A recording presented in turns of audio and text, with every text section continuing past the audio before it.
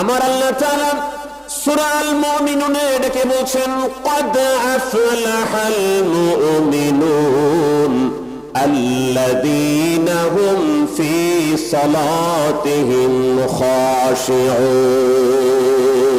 আল্লাহু আকবার।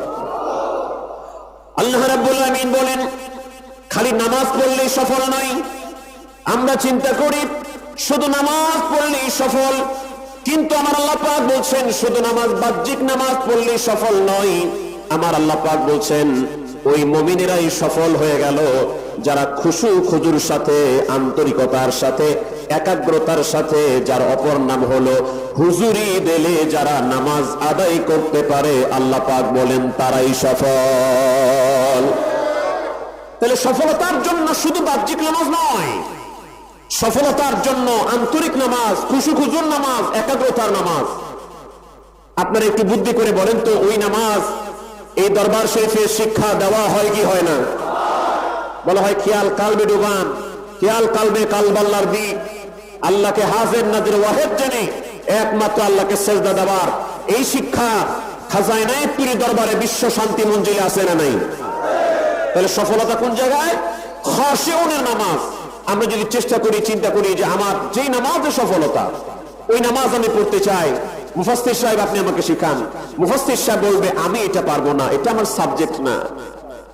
আমার সাবজেক্ট হলো কোন আয়াত কোথায় নাজিল হয়েছে, কোন আয়াতের তাফসীর কি, আমি এটা বলতে পারবো। তাহলে মুফাসসির সাহেব এটা পাচ্ছেন না। মুহাদ্দিস সাহেব তিনি বলবেন কোন হাদিসের ব্যাখ্যা কি, কোন হাদিস সহিহ, কোনটা হাসান, কোনটা যায়ীফ, কোনটা মুনকার, কোনটা যায়ীফ, আমি এগুলি বলতে পারবো। ফকিহ সাহেব তিনি বলবেন নামাজের আরকান কয়টা, আরকাম কয়টা, আহকাম কয়টা, ওযুর ফরজ কয়টা, কি করলে নামাজ ভঙ্গ হয়, আমি কি বলতে পারবো। তাহলে আল্লাহ পাক যে বললেন ওই নামাজ পড়লে সফল তোমরা, যে নামাজ খুশু খুজুর নামাজ, এই নামাজ আমাদেরকে বাহ্যিক মুফাসসির শিখাতে পারলো না, মুহাদ্দিস শিখাতে পারলো না, ফকিহ শিখাতে পারলো না, হাফেজে কোরআন শিখাতে পারলো না। তাহলে ওই নামাজ, যে নামাজ পড়লে আমাদের সফলতা, ওই নামাজ শিখতে হবে কিনা? ওই নামাজ শিক্ষা করার জন্য ডাক দিচ্ছেন হুজুরে গাউসে পাক আব্দুল কাদের জিলানী। ওই নামাজ শিক্ষা করার জন্য ডাকছেন খাজা বাহাউদ্দিন নকশবন্দি বুখারী। ওই নামাজ শিক্ষা করার জন্য ডাকছেন হযরতে খাজা মাইনুদ্দিন চিশতি। ওই নামাজ শিক্ষা করার জন্য ডাকছেন হযরতে মুজাদ্দিদ আল ফিসানি। ওই নামাজ শিক্ষা করার জন্য ডেকেছেন হযরতে আদম বিন নুরি। ওই নামাজ শিক্ষা করার জন্য ডেকেছেন হযরতে আব্দুল্লাহ কাবারাবাদী। ওই নামাজ শিক্ষা করার জন্য ডেকেছেন হযরতে শাহ আব্দুর রহিম মুহাদ্দিস দেহলভী। ওই নামাজ শিক্ষা করার জন্য ডেকেছেন আল্লামা শাহ ওলিউল্লাহ মুহাদ্দিস দেহলভী। ওই নামাজ শিক্ষা করার জন্য ডেকেছেন শাহ আব্দুল আজিজ মুহাদ্দিস দেহলভী। ওই নামাজ শিক্ষা করার জন্য ডেকেছেন সৈয়দ আহমদ বেলভী।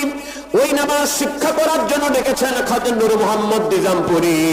ওই নামাজ শিক্ষা করার জন্য ডেকেছেন রাসূলুল্লাহ ফতেহ আলী ওয়াইসি কুদ্দুস সিরুল আজিজ। ওই নামাজ যদি শিখতে চান হযরতে শাহ সুফি ওয়াজিদ আলী কুদ্দুস সিরুল আজিজ বলেন ওই নামাজ শিখতে হলে আমার কাছে আসো। আর এই জামানায় ডেকেছেন খাজা এনায়েতপুরী কুদ্দুস সিরুল আজিজ। ওই নামাজ যদি শিখতে চাও তাহলে আমি খাজা এনায়েতপুরীর কদমে আসো। আমার ভাইরা একটু বলেন তো, এই দরবারে আসার পরে মনে কি অশান্তি না শান্তি? আমি যদি হাত উঠাতে বলি, আমি উঠাতে বলবো না তো, যদিও আমি যদি হাত উঠাতে বলি তাহলে দেখা যাবে হাজার হাজার হাত উঠবে। এই দরবারে আসার আগে তার কালবের মধ্যে আল্লাহর জিকির ছিল না, এই দরবারে আসার পরে তাদের কালবে আল্লাহর জিকির হয়ে গেছে। যে লোকের আল্লাহর কথা ভালো লাগতো না, ওই লোক গভীর রাত্রে ওঠে কিভাবে আল্লাহর প্রেমে পাগল হয়ে আমার আল্লাহকে ডাকতে হয়।